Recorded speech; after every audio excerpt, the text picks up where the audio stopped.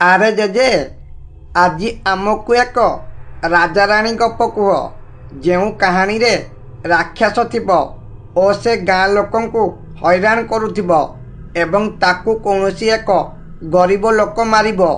ଏପରି କାହାଣୀ ଶୁଣିଲେ ବହୁତ ମଜା ଲାଗେ ଓ ମନ ଭିତରେ ଗୋଟିଏ ପ୍ରେରଣା ଆସେ। ମୁଁ ମଧ୍ୟ ଏପରି କାମ କରିପାରିବି। ହଇରେ ବିଜୁ, ଜୀବନରେ ଆଉ କିଛି କଥା ଶିଖିନୁ? କାଲି ପାଇଛୁ କ'ଣ ନା ରାଜାରାଣୀ ଗପ। ହଇରେ, ସର୍ବଦା ତୁ ଏପରି ରାଜାରାଣୀ ଗପ ଶୁଣୁଛୁ।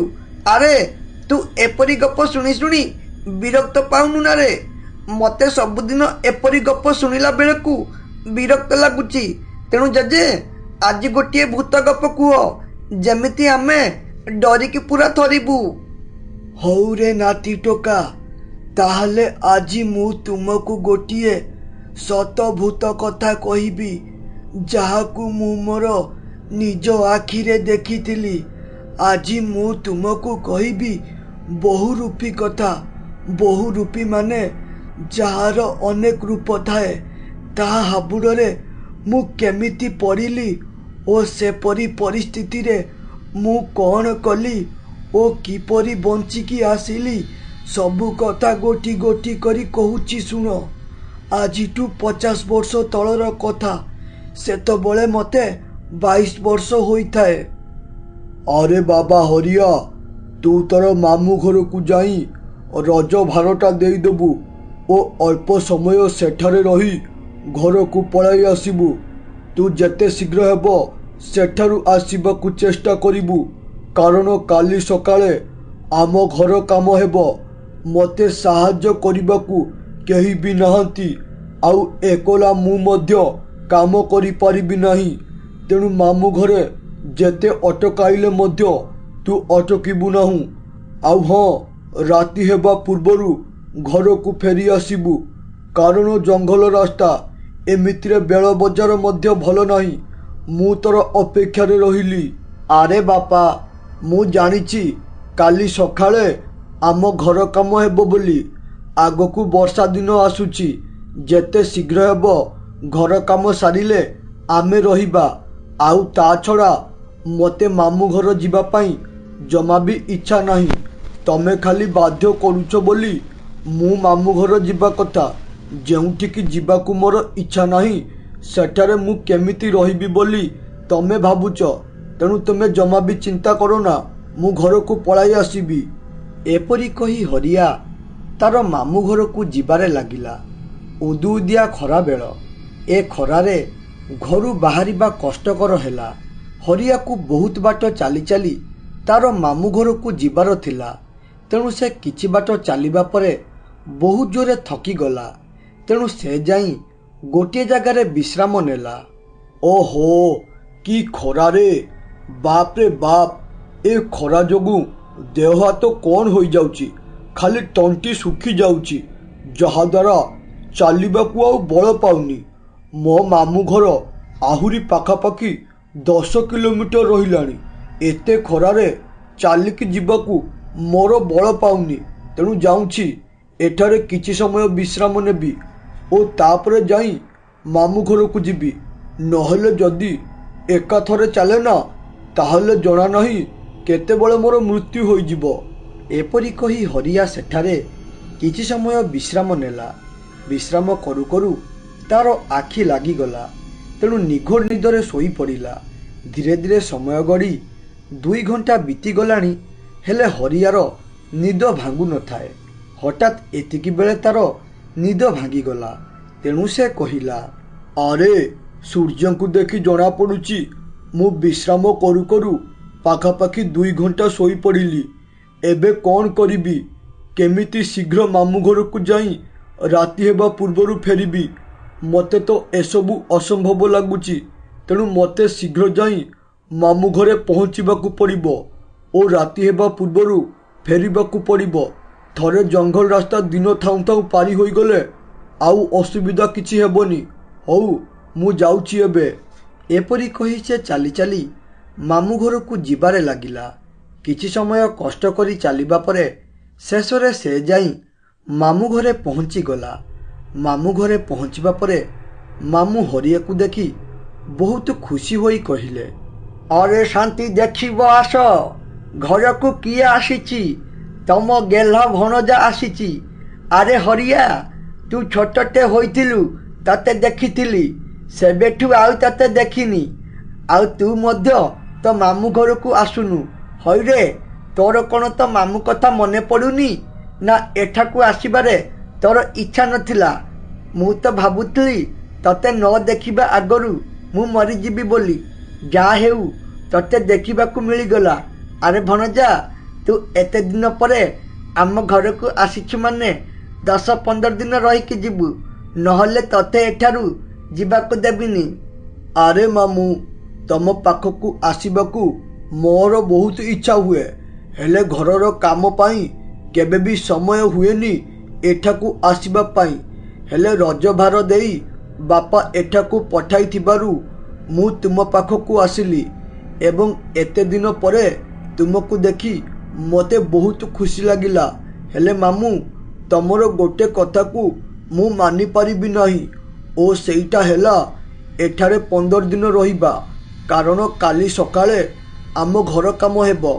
ବାପା ଘରେ ଏକଲା ଅଛନ୍ତି, ତାଙ୍କୁ କାମରେ ସାହାଯ୍ୟ କରିବା ପାଇଁ କେହି ନାହାନ୍ତି।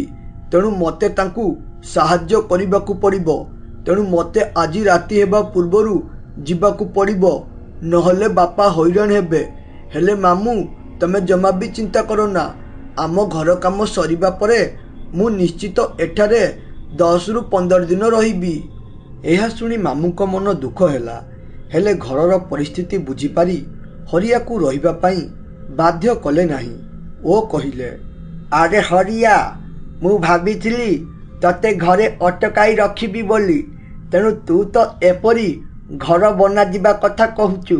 ହଉ ଛାଡ଼ ସେ କଥା।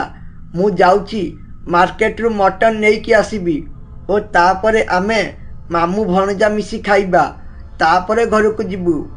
ଆରେ ମାମୁଁ, ଯାହା କରୁଛ କର, ହେଲେ ଗୋଟେ କଥା ମନେ ରଖିକି କରିବ, ସନ୍ଧ୍ୟା ପୂର୍ବରୁ ସବୁ କାମ ସାରିଦେବ, ଯେମିତି ମୁଁ ଠିକ୍ ଟାଇମରେ ଖାଇ ଘରକୁ ଫେରିବି। ରାତି ହେବା ପୂର୍ବରୁ ମୋତେ ଜଙ୍ଗଲ ରାସ୍ତା ପାରି ହେବାକୁ ପଡ଼ିବ, ନହେଲେ ମୁଁ ବହୁତ ବଡ଼ ଅସୁବିଧାରେ ପଡ଼ିଯିବି।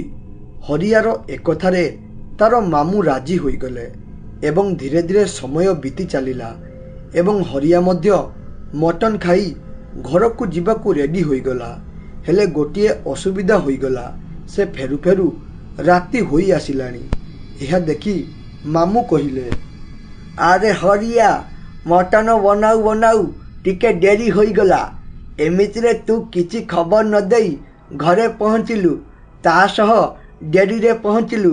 ତେଣୁ ସବୁ ଯୋଗାଡ଼ ଯନ୍ତ୍ର କରି ଫେରୁ ଫେରୁ ରାତି ହୋଇଗଲା।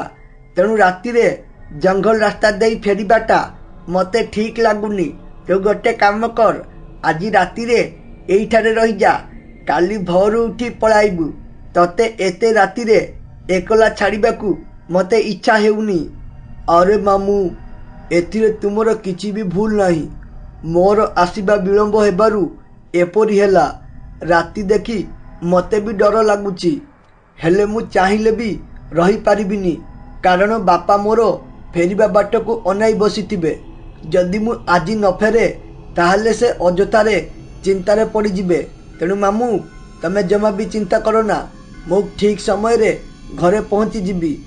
ଆରେ ଭଣଜା, ତତେ ଏଠାରୁ ଯିବାକୁ ଦେବା ମୋର ଜମା ବି ଇଚ୍ଛା ନାହିଁ, ହେଲେ ତୋ କଥା ଶୁଣି ମୁଁ ମଧ୍ୟ ଅଟକାଇ ପାରୁନି। ହେଲେ ମୁଁ ତତେ ଗୋଟିଏ ଜିନିଷ ଦେଉଛି, ତାକୁ ତୁ ଲୁଚେଇକି ନେଇକି ଯିବୁ ଓ ଆବଶ୍ୟକ ସମୟରେ ତାର ବ୍ୟବହାର କରିବୁ। ହଉ, ଏବେ ଆଉ ବେଶୀ ବିଳମ୍ବ ନ କରି ଶୀଘ୍ର ପଳା। ମାମୁଁ ଏପରି କହି ହରିଆକୁ ଗୋଟିଏ ଜିନିଷ ଲୁଚାଇକି ଦେଲେ ଓ ତାକୁ ମଧ୍ୟ ହରିଆ ଲୁଚେଇକି ନେଇକି ଆସିଲା। ସେ ଘରଠାରୁ କିଛି ବାଟ ଚାଲିକି ଯାଇଛି, ଜଙ୍ଗଲ ରାସ୍ତା ଆରମ୍ଭ ହେବାକୁ ଯାଉଥିଲା। ଏତିକି ବେଳେ ହଠାତ୍ ତାର ସାମ୍ନାକୁ ଗୋଟିଏ ତାନ୍ତ୍ରିକ ଆସିଲା ଓ କହିଲା, ଆରେ ଏ ପୁଅ, ରହିଯା କହୁଛି, ଏ ଜଙ୍ଗଲ ଦେଇ ଯାଆନା। ଦେଖ, ରାତି ହୋଇଗଲାଣି। ଏତେ ରାତିରେ ଏ ଜଙ୍ଗଲ ଦେଇ ଯିବାଟା ତୋ ପାଇଁ ବହୁତ ବିପଦ, କାରଣ ଏ ଜଙ୍ଗଲରେ ଗୋଟେ ବହୁରୂପୀ ରହୁଛି, ଯିଏକି ଏଇ ବାଟ ଦେଇ ଯାଉଥିବା ଲୋକଙ୍କୁ ତାର ଜାଲରେ ଫସାଇ ମାରୁଛି। ତେଣୁ ଯଦି ମୋ କଥାରେ ଭରସା ଅଛି ଓ ବଞ୍ଚିବାର ଯଦି ଇଚ୍ଛା ଅଛି ତାହେଲେ ଏ ଜଙ୍ଗଲ ଦେଇ ନ ଯାଇ ଏଠାରୁ ଫେରିକି ପଳା। ନହେଲେ କାଲି ସକାଳେ ତମ ଘର ଲୋକ ତୋର ଶବ ପାଖରେ ବସି କାନ୍ଦୁଥିବେ। ଆରେ ବାବା, ମୁଁ ତୁମ କଥାକୁ ଅବମାନନା କରିବାକୁ ଚାହୁଁନି, ହେଲେ ମୋତେ ଆଜି ମୋର ଘରକୁ ଯିବାକୁ ପଡ଼ିବ, ନହେଲେ ବହୁତ ହଇରାଣ ହେବେ ମୋ ବାପା। ମୁଁ ସେଇ ଭଗବାନଙ୍କ ଉପରେ ସବୁକିଛି ଛାଡ଼ି ଦେଇଛି। ସେ ହିଁ ସବୁକିଛି ଠିକ୍ କରିଦେବେ। ବାସ୍ ତାଙ୍କୁ ଡାକି ଏ ଜଙ୍ଗଲ ରାସ୍ତା ପାରି କରିଦେବି। ବାବା, ତମେ ମୋତେ ଆଶୀର୍ବାଦ କର, ମୁଁ ଯେମିତି ଏ ଜଙ୍ଗଲକୁ ଭଲରେ ଭଲରେ ପାରି କରିଦେବି। ଆରେ ବାବା, ତୁ ତୋର ମୃତ୍ୟୁକୁ ଡରୁନି ମାନେ ନିଶ୍ଚିତ ତୋ ମୁଣ୍ଡରେ କିଛି ବଡ଼ ଦାୟିତ୍ୱ ଅଛି। ତେଣୁ ଏପରି ମୋ କଥାକୁ ଶୁଣିବା ପରେ ମଧ୍ୟ ନ ଡରି ଜଙ୍ଗଲ ରାସ୍ତା ପାରି ହେବା ପାଇଁ କହୁଛୁ। ତେଣୁ ମୁଁ ଭଗବାନଙ୍କ ପାଖରେ ପ୍ରାର୍ଥନା କରୁଛି ଯେମିତି ତମେ ଭଲରେ ଭଲରେ ଘରେ ପହଞ୍ଚି ଯାଅ ଏବଂ ତୁମର ଦାୟିତ୍ୱକୁ ମେଣ୍ଟାଅ। ହଉରେ ପୁଅ, ତୁମେ ଆଉ ବେଶୀ ବିଳମ୍ବ ନ କରି ଶୀଘ୍ର ଏଠାରୁ ପଳାଅ। ଯେତେ ଅଧିକ ରାତି ହେବ ତମେ ସେତେ ହଇରାଣ ହେବ। ଏହା ଶୁଣିବା ମାତ୍ରେ ହରିଆ ମନେ ମନେ ଡରୁଥିଲେ ମଧ୍ୟ ତାର ଦାୟିତ୍ୱ ତାକୁ ଜଙ୍ଗଲ ରାସ୍ତା ପାରି ହେବା ପାଇଁ ସାହସ ଦେଉଥାଏ। ତେଣୁ ସେ ସାହସର ସହ ଭଗବାନଙ୍କୁ ପ୍ରାର୍ଥନା କରି ଜଙ୍ଗଲ ଭିତରକୁ ପଶିଲା। ସେ ପାଖାପାଖି ଜଙ୍ଗଲ ରାସ୍ତାରେ 5 କିଲୋମିଟର ଚାଲିଛି। ଅନ୍ଧାର କାରଣରୁ ତାକୁ ଆଉ ରାସ୍ତା ଠିକ୍ରେ ଦେଖାଦେଲାନି। ଏତେ ଅନ୍ଧାର ଭିତରେ କୁଆଡ଼େ ଯିବ ସେ କିଛି ଜାଣିପାରୁନଥିଲା। ତେଣୁ ସେ କହିଲା, ଆରେ ବଡ଼ ଅଡ଼ୁଆରେ ପଡ଼ିଗଲି। ଏଠାରେ ତ ଏତେ ଅନ୍ଧାର ଯେ ଠିକ୍ରେ ରାସ୍ତା ଦେଖା ହେଉନି। ଏବେ ମୁଁ କୁଆଡ଼େ ଯିବି ଓ କେମିତି ଯାଇ ମୋ ଘରେ ପହଞ୍ଚିବି? ମୁଁ ପୁରା ଅଳସୁଆଟା। ମୋ ଅଳସୁଆ ଗୁଣ ପାଇଁ ଆଜି ଏପରି ଅସୁବିଧାରେ ପଡ଼ିଛି। ଯଦି ମୁଁ ଆସିଲା ବେଳେ 2 ଘଣ୍ଟା ବିଶ୍ରାମ ନ କରିଥାନ୍ତି ତାହେଲେ ହୁଏତ ଆଜି ମୋତେ ରାତିରେ ଫେରିବାକୁ ପଡ଼ିନଥାନ୍ତା। ମୋ ବାପା ମୋତେ ବାରମ୍ବାର କହି ଘରୁ ଛାଡ଼ିଥିଲେ ଯେତେ ଶୀଘ୍ର ହେବ ଦିନ ଥାଉ ଥାଉ ଏ ଜଙ୍ଗଲ ରାସ୍ତା ପାରି ହେବା ପାଇଁ। ହେଲେ ମୁଁ ସବୁକିଛି ଗଡ଼ବଡ଼ କରିଦେଲି। ଏବେ ଜଣା ନାହିଁ ମୁଁ ଘରେ ପହଞ୍ଚି ପାରିବି କି ନାହିଁ। ସେ ଏତିକି କହିଛି କି ନାହିଁ, ହଠାତ୍ କିଛି ଖଡ଼ଖଡ଼ ହେବାର ଆବାଜ ବଣ ଭିତରୁ ଆସିଲା। ଏହା ଦେଖି ସେ ପୁରା ଡରିଗଲା। ହେଲେ ଏତିକି ବେଳେ ତାର ନଜର ପଡ଼ିଲା ସେ ବଣ ଭିତରୁ ଗୋଟିଏ ବିଲୁଆ ବାହାରି ତା ଆଡ଼କୁ ଆସୁଥାଏ। ସେ ବିଲୁଆ ଆସୁ ଆସୁ ହଠାତ୍ ଗୋଟିଏ ଗାଈରେ ପରିଣତ ହୋଇଗଲା ଓ ତାପରେ ହଠାତ୍ ସେ ଗାଈଟି ଗୋଟିଏ ଚଢ଼େଇରେ ପରିଣତ ହୋଇଗଲା। ଏସବୁ ଦୃଶ୍ୟ ଦେଖି ହରିଆର ଦେହ ହାତ ପୁରା ଶୂନ ପଡ଼ିଯାଇଥାଏ। ତାକୁ ଏପରି ଲାଗୁଥିଲା ଏସବୁ ଦୃଶ୍ୟ ଦେଖି ସତେ ଯେପରି ସେ ମରିଯିବ। ସେ ଏପରି ଡରି ମନେ ମନେ ଭାବିଲା, ଆରେ ଆଜି ହେଉଛି ମୋର ପୁରା ଶେଷ ଦିନ। ସେ ବାବା ମୋତେ ଅଟକାଉଥିଲେ, ମାମୁଁ ମଧ୍ୟ ଅଟକାଉଥିଲେ, ହେଲେ ମୁଁ ମୋର ଦାୟିତ୍ୱ ଓ ଜିଦ୍ ପାଇଁ ଘରୁ ପଳାଇ ଆସିଲି, ଯାହାଦ୍ୱାରା ଆଜି ଏ ଭୟଙ୍କର ବହୁରୂପୀ ହାବୁଡ଼ରେ ପଡ଼ିଗଲି।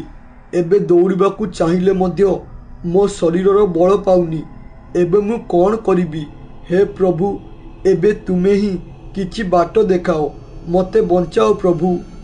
ସେ ଏପରି ଭାବୁଥିବା ବେଳେ ହଠାତ୍ ଦେଖିଲା ଚଢ଼େଇଟି ଗୋଟିଏ ଡାହାଣୀରେ ପରିଣତ ହୋଇ ତା ପାଖରେ ପହଞ୍ଚିଗଲା ଓ ତାପରେ କହିଲା, ହଇରେ ମୂର୍ଖ ମଣିଷ, ତୁ ଆଜି ମୋର ଶିକାର ହେବୁ। ଆଜି ତୋତେ କେହି ବି ମୋ ହାତରୁ ବଞ୍ଚାଇ ପାରିବେ ନାହିଁ। ମୋ ଭୟରେ ଏ ଜଙ୍ଗଲ ଦେଇ କେହି ବି ରାତିରେ ଯାଆନ୍ତି ନାହିଁ ଓ ଯିଏ ବି ଯାଇଛି ସେ ଆଉ କେବେ ବି ଘରକୁ ଫେରିନି। ତୁ ମଧ୍ୟ ଆଜି ଠିକ୍ ସେମିତି ଘରକୁ ଫେରିବୁ ନାହିଁ। ତୁ ଆସିଲା ବେଳେ ମୁଁ ତୋତେ ଅଟକାଇଥିଲି, ହେଲେ ତୁ ମୋ କଥା ନ ଶୁଣି ଏ ଜଙ୍ଗଲ ଦେଇ ଆସିଲୁ ଓ ନିଜ ମୃତ୍ୟୁକୁ ନିଜ ହାତରେ ଲେଖିଲୁ। ଏହା ଶୁଣି ସେ ପୁରା ଡରିଗଲା। ଡରରେ ଶରୀର ପୁରା ଥଣ୍ଡା ପଡ଼ିଯାଉଥାଏ। ଏ କ୍ଷେତ୍ରରେ ନିଜକୁ କେମିତି ବଞ୍ଚାଇବ ସେ କିଛି ବି ବୁଝିପାରୁନଥାଏ। ତେଣୁ ସେ ଭୟରେ କହିଲା, ଆରେ ଏ ଡାହାଣୀ, ଦୟାକରି ମୋତେ ଛାଡ଼ିଦେ ଓ ମୋତେ ଘରକୁ ଯିବାକୁ ଦେ। ମୋତେ ମାରନା, ମୁଁ ଅଜଣାରେ ଏଠାକୁ ପଳାଇ ଆସିଲି। ତୁ ଯଦି ତୋର ପ୍ରକୃତ ରୂପ ଦେଖାଇ ଜଙ୍ଗଲକୁ ଯିବା ପୂର୍ବରୁ ଅଟକାଇଥାନ୍ତୁ ତାହେଲେ ହୁଏତ ମୁଁ ଭୟରେ ୟା ଭିତରେ ଦେଇ ଆସିନଥାନ୍ତି। ହେଲେ ତୁ ଗୋଟେ ବାବା ରୂପରେ ମତେ ଅଟକାଇଲୁ ସତ, ହେଲେ ଜଙ୍ଗଲ ପାରି ହେବା ପାଇଁ ମଧ୍ୟ ମତେ ସାହସ ଦେଲୁ, ଯାହାଦ୍ୱାରା ମୁଁ ୟା ଭିତରେ ପଶିଲି। ତେଣୁ ମତେ ବାସ୍ ଗୋଟେ ଥର ଛାଡ଼ିଦେ, ମୁଁ ଆଉ କେବେ ବି ଏ ଜଙ୍ଗଲ ରାସ୍ତା ଦେଇ ଯିବିନି। ହଇରେ ମୂର୍ଖ ମଣିଷ, ମୁଁ ତତେ କ'ଣ କହିଲି ତୁ ବୋଧେ ବୁଝିପାରିଲୁ ନାହୁଁ। ଏ ଜଙ୍ଗଲକୁ ଯିଏ ଥରେ ଆସିଛି ଓ ମୋ ହାବୁଡ଼ରେ ପଡ଼ିଛି ସେ କେବେ ବି ମୋ ହାତରୁ ବଞ୍ଚିକି ଯାଇନି। ତ ତୁ କିପରି ଭାବିଦେଲୁ ବଞ୍ଚିକି ଯିବୁ ବୋଲି? ତୁ ମଧ୍ୟ ମୋ ହାତରୁ ଆଜି ମରିବା ପାଇଁ ପ୍ରସ୍ତୁତ ହୋଇଯା, ତତେ କେହି ବି ବଞ୍ଚାଇ ପାରିବେ ନାହିଁ। ଡାହାଣୀ ଏତିକି କହିବା ପରେ ହରିଆ ସଙ୍ଗେ ସଙ୍ଗେ ତାର ମାମୁଁ ଦେଇଥିବା ଗୋଟିଏ ମନ୍ତ୍ର ବାଡ଼ି ବାହାର କଲା ଏବଂ ସେ ଡାହାଣୀକୁ ପିଟିଲା, ଯାହାଦ୍ୱାରା ସେ ଡାହାଣୀ ସଙ୍ଗେ ସଙ୍ଗେ ଗୋଟିଏ ଗୁଣିଆରେ ପରିଣତ ହୋଇଗଲା ଓ ତାପରେ କହିଲା, ଆରେ ଧନ୍ୟବାଦ ଭାଇ, ତୁମ ପାଇଁ ଆଜି ମୁଁ ମୋର ପ୍ରକୃତ ରୂପକୁ ଫେରି ପାଇଲି। ମୁଁ ଗୋଟିଏ ଗୁଣିଆ। ମୁଁ ଖବର ପାଇଲି ଏ ଜଙ୍ଗଲରେ ଗୋଟିଏ ବହୁରୂପୀ ଅଛି ବୋଲି, ତେଣୁ ତାକୁ ମାରିବା ପାଇଁ ଏ ଜଙ୍ଗଲକୁ ଆସିଥିଲି। ହେଲେ ମୋର ମନ୍ତ୍ର ପଡ଼ିବା ଭୁଲ ହେବାରୁ ଏ ବହୁରୂପୀ ମୋ ଶରୀରରେ ରହିଯାଇ ଏ ଜଙ୍ଗଲକୁ ଲୋକଙ୍କୁ ଡାକେ ଏବଂ ମାରେ। ମୁଁ ପାଖାପାଖି 10 ବର୍ଷ ହେବ ଏହା କବଳରେ ବନ୍ଦିନୀ ହୋଇ ରହିଛି। ଆଜି ମୋତେ ମୁକ୍ତ କଲ ତମେ, ସେଥିପାଇଁ ତୁମକୁ ଯେତେ ଧନ୍ୟବାଦ ଦେଲେ ମଧ୍ୟ କମ୍ ପଡ଼ିବ। ଏପରି ଭାବେ ହରିଆ ବଞ୍ଚିବା ସହ ଗୁଣିଆକୁ ମଧ୍ୟ ବଞ୍ଚାଇ ଦେଲା।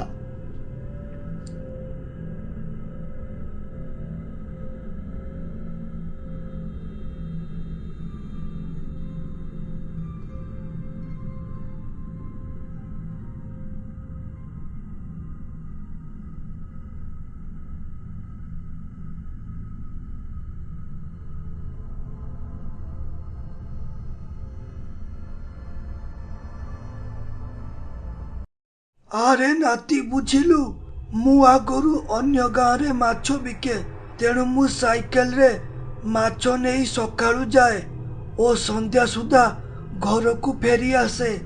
ହେଲେ ସେଦିନ ମୁଁ ଘରକୁ ଫେରୁ ଫେରୁ ରାତି 9ଟା ହୋଇଗଲା, କାରଣ ବାକି ପଇସା ଆଦାୟ କରୁ କରୁ ବହୁତ ସମୟ ହୋଇଗଲା।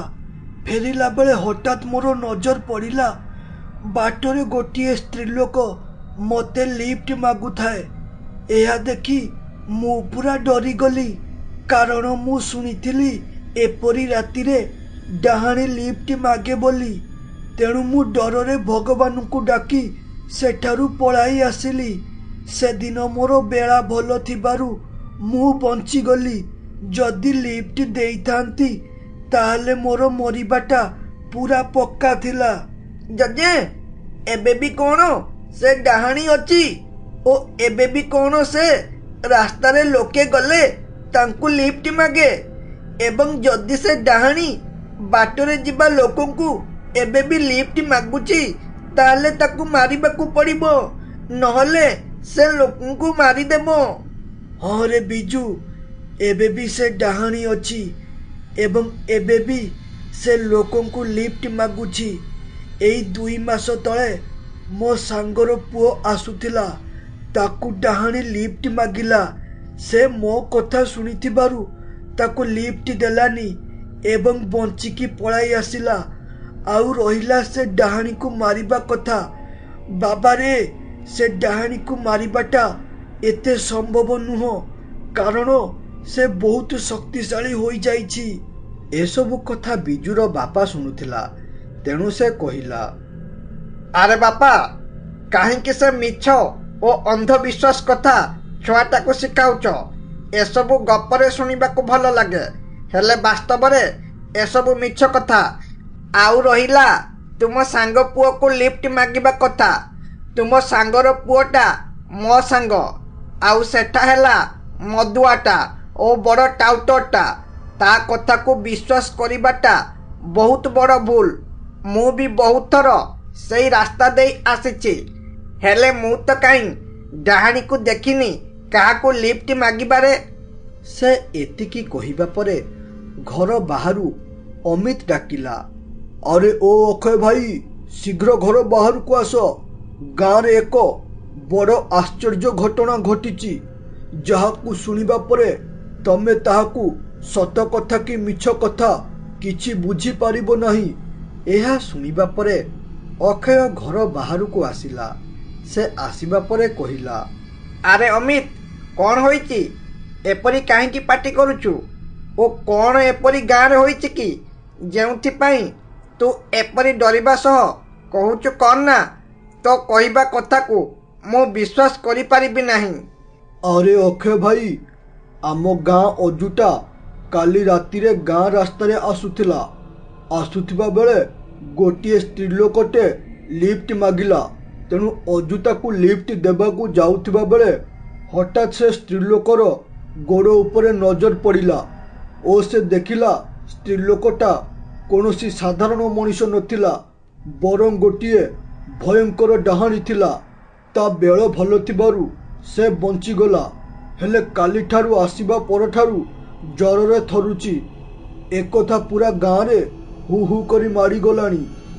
ଆରେ ଏ ଅମିତ, ମୋତେ ଜମା ବି ଏକଥା ବିଶ୍ୱାସ ହେଉନି। ସେଟା କାଲି ରାତିରେ ମଦ ପିଇଥିବ ବୋଧେ, ନହେଲେ ଗଞ୍ଜେଇ ମାରି ଘରକୁ ଫେରୁଥିବ। ତେଣୁ ସେ ଏପରି ବାଉଳି ଚାଉଳି ହେଉଥିବ। ତେଣୁ ତାର କଥାକୁ ଜମା ବି ବିଶ୍ୱାସ କରନି। ଆରେ ଅକ୍ଷୟ ଭାଇ, ତମେ କ'ଣ ଜାଣିନା ଅଜୁଟା କେମିତିକା ପିଲା? ସେ ପିଆପିଇ କରେନି, ଆଉ ସେ ପରା ଶୁଦ୍ଧ ନିରାମିଷ ପିଲାଟା, ଆଇଁଷ ମଧ୍ୟ ଖାଏନି। ତାହେଲେ ତମେ କେମିତି କହିପାରୁଛ ସେ ମଦ ପିଏ ବୋଲି? ମୁଁ ତାକୁ ଯେତିକି ଭଲରେ ଜାଣିଛି ସେ କେବେ ବି ମଦ ପିଏ ନା କିମ୍ବା କୌଣସି ନିଶାଦ୍ରବ୍ୟ ସେବନ କରେ ନା। ତେଣୁ ସେ ଯେଉଁ ଡାହାଣୀ ବିଷୟରେ କହୁଛି ତାହା ପୁରା ସତ କଥା। ମୋର ପୁରା ବିଶ୍ୱାସ ଅଛି ଏକଥା ମିଛ ବୋଲି। ତେଣୁ ଏକଥାରେ ସତ୍ୟତା ନାହିଁ ବୋଲି ଆଜି ରାତିରେ ମୁଁ ବାଇକ୍ ନେଇ ଗାଁ ରାସ୍ତାରେ ଯିବି ଓ ଯଦି ସତରେ ସେ ଡାହାଣୀ ଥିବ ତାହେଲେ ଗାଁ ଲୋକଙ୍କୁ ଆସି କହିବି, ଓ ଯଦି ଡାହାଣୀ ନଥିବ ତାହେଲେ ପ୍ରମାଣ ହୋଇଯିବ ଯେ ଅଜୁ କାଲି ରାତିରେ ମଦ ପିଇ ଘରକୁ ଫେରୁଥିଲା ବୋଲି। ଅକ୍ଷୟ ଏପରି ରାଗରେ କହି ରହିଲା ଏବଂ ରାତି ହେବା ପରେ ସେ ତାର ବାଇକ୍ ଧରି ଗାଁ ରାସ୍ତା ଆଡ଼କୁ ଗଲା ଏବଂ ସେ କିଛି ବାଟ ଯାଇଛି। ହଠାତ୍ ଦେଖିଲା ସତକୁ ସତ ଗୋଟେ ସ୍ତ୍ରୀଲୋକ ବାଟରେ ହାତ ଦେଖାଉଥାଏ। ଏହା ଦେଖି ଅକ୍ଷୟ ନେଇ ସେ ସ୍ତ୍ରୀଲୋକ ପାଖରେ ଗାଡ଼ି ରଖିଦେଲା ଓ କହିଲା, ହଇଏ ମ୍ୟାଡ଼ାମ, ତମ ଘର କେଉଁଠି ଓ ତୁମେ ଏଠାରେ ଏପରି ହାତ ଦେଖାଇ ଲୋକଙ୍କୁ ଡରାଉଛ କାହିଁକି? ତମର କ'ଣ କିଛି କାମଧନ୍ଦା ନାହିଁ କି? ଆଚ୍ଛା ଆଚ୍ଛା, ବୁଝିଲି। ତୁମେ ତାହେଲେ ବାଟରେ ଯାଇଥିବା ଲୋକଙ୍କୁ ଅଟକାଉଛ ଓ ତାଙ୍କଠାରୁ ଟଙ୍କା ନେଉଛ ବୋଧେ। ତୁମକୁ ଭଲରେ କହୁଛି ଏଠାରୁ ପଳାଅ, ନହେଲେ ପୋଲିସ ପାଖରେ ଧରାଇଦେବି।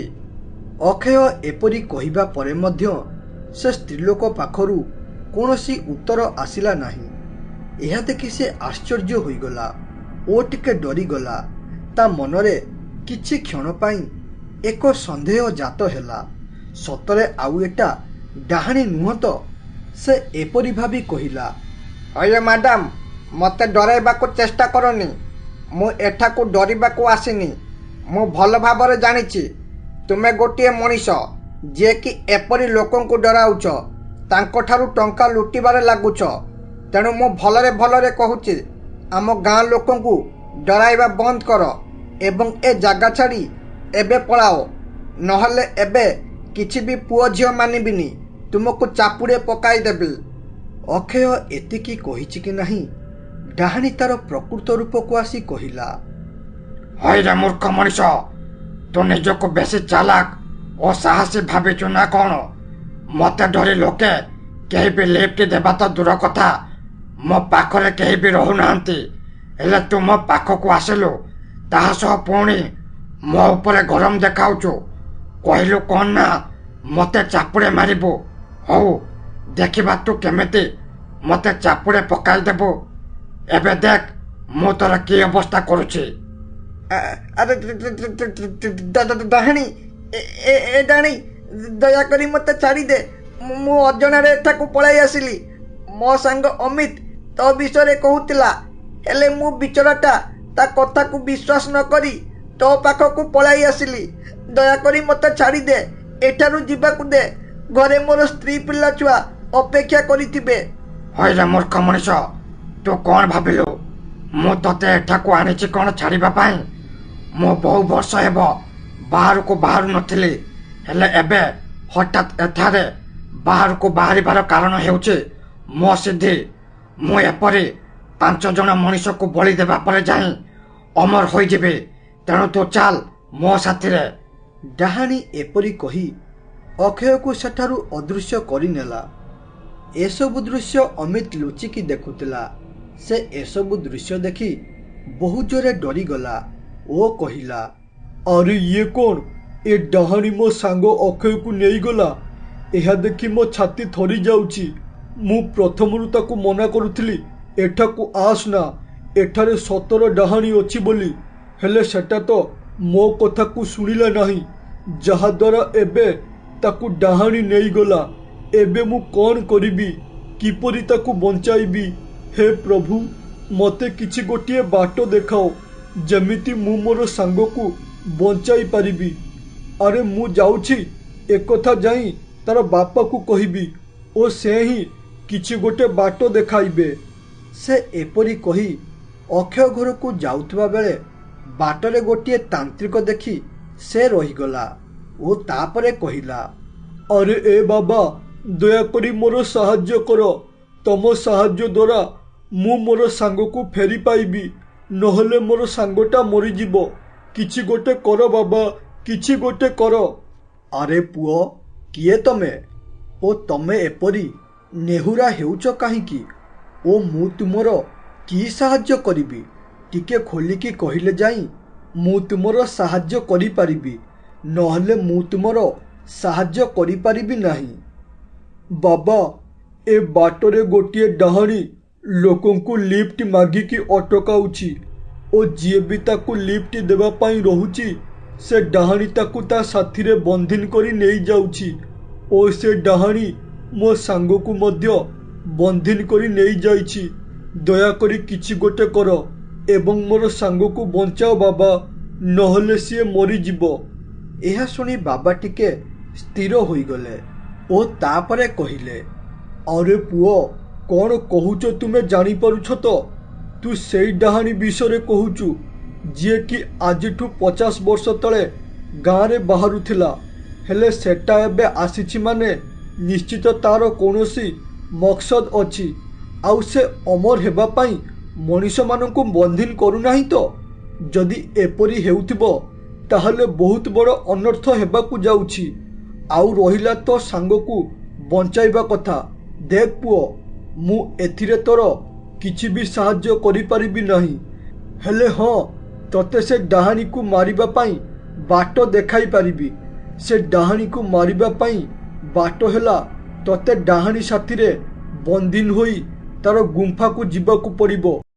ସେ ଡାହାଣୀକୁ ମାରିବା ପାଇଁ ବାଟ ହେଲା ତତେ ଡାହାଣୀ ସାଥିରେ ବନ୍ଦିନ ହୋଇ ତାର ଗୁମ୍ଫାକୁ ଯିବାକୁ ପଡ଼ିବ ଓ ତାପରେ ଦେଖିବୁ ଗୁମ୍ଫାରେ ଗୋଟିଏ କଣ୍ଢେଇଟେ ଡାହାଣୀ ରଖିଥିବ।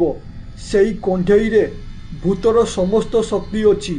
ସେ କଣ୍ଢେଇ ଦେହରେ ନିଆଁ ଲଗାଇବା ପରେ ଯାଇ ସେ ଡାହାଣୀ ମରିବ ଓ ତାପରେ ଯାଇ ତୁ ତୋର ସାଙ୍ଗକୁ ବଞ୍ଚାଇ ପାରିବୁ। ଏବେ ତୋ ସାଙ୍ଗକୁ ବଞ୍ଚାଇବା ଦାୟିତ୍ୱ ତୋ ହାତରେ। ତୁ ତାକୁ କେମିତି ଓ କିପରି ବଞ୍ଚାଇବୁ ସେଇଟା ତୁ ବୁଝ।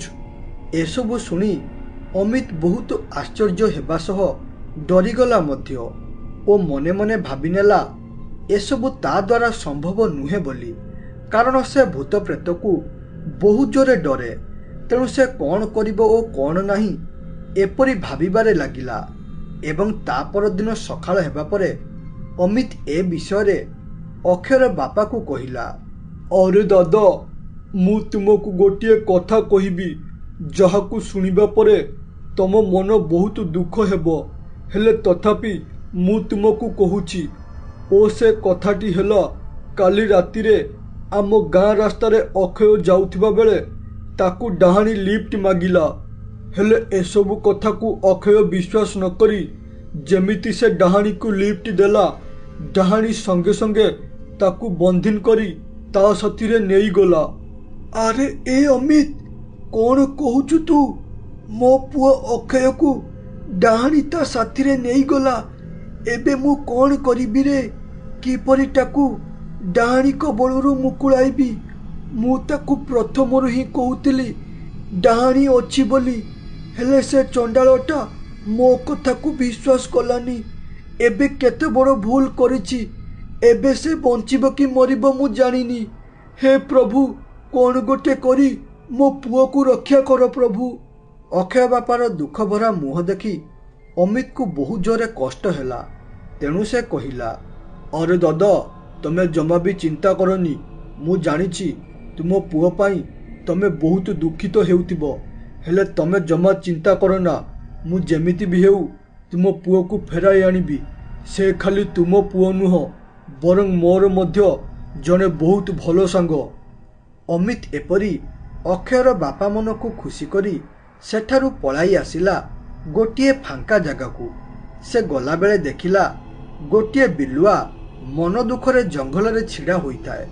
ଏହା ଦେଖି ସେ ବିଲୁଆ ପାଖକୁ ଗଲା ଏବଂ ସେଠି ପହଞ୍ଚିବା ପରେ କହିଲା, ଅରେ ଏ ବିଲୁଆ, ତୋର କ'ଣ ହୋଇଛି?